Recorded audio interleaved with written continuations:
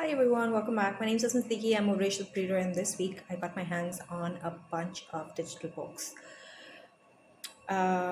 This one is a Nancy Drew, and I was kind of surprised to find out that the first Nancy Drew was written in 1930s, which means that Nancy Drew is a very, very old detective. But interestingly, when I started reading Nancy Drews back in the 90s, that book, the character, felt like it was written for the modern times. So I guess the missing of all that information, all like excessive data, just kind of helps the story blend into the new era. I'm amazed. I wanted to read Nancy Drew just for the heck of it, and I got my hands on this book called Mystery of Moorsea Manor, which is an interesting book. Now that I have read so many other books, I realize that Nancy Drew is they're very easy reads. Obviously, they're meant for a different age group, but the story is not very difficult to follow. There is a lot of data missing when you're trying to solve a mystery, and a lot of it is just intuition on the part of the detective. But generally, they fit for all times. Like if Nancy Drew was written in the 1930s and someone is reading it in the 1995s, 1990s, it's still relatable. And even today, when I'm reading it, it's still relatable, except for the part that I'm missing the technology.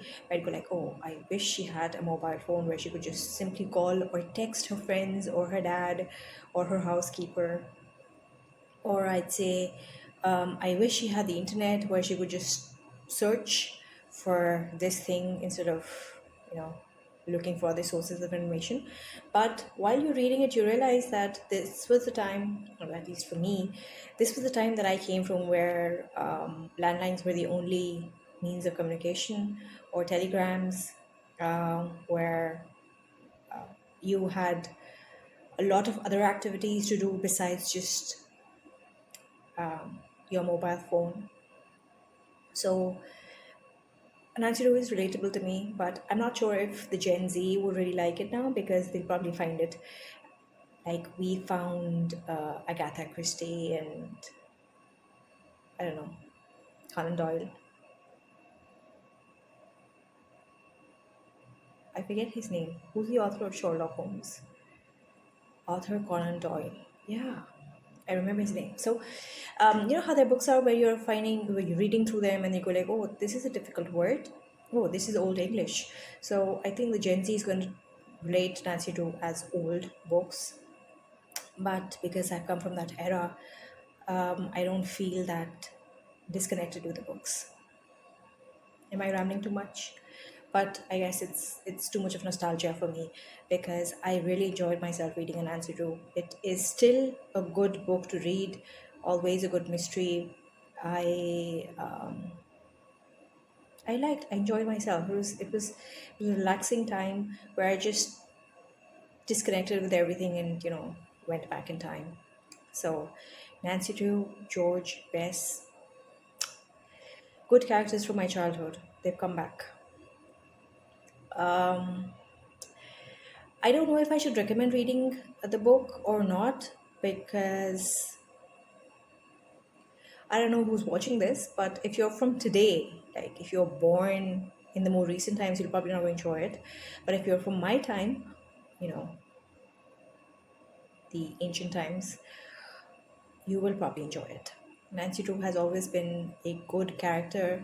The books, I believe, have been written by ghostwriters because there's literally no one named Carolyn Keene. And all these stories have been written by multiple people, multiple authors, and they've always come down under the name Carolyn Keene. So, Nancy Drew, good book, read it. I will recommend you to read it because it's a good mystery. This is a story where they're visiting Manor and they find a mystery there. Multiple things are happening, and the owner of the guest house has invited Nancy Drew to look into all this pranks and mystery that's happening at their place, because they really want to be successful in their business and they're still having problems. So, good book. Give it a read. I'm getting messages. So, I will reply to them.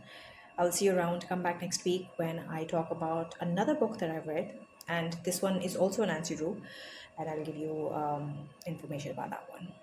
So, subscribe to the channel. I will see you next week. See you around. Bye bye.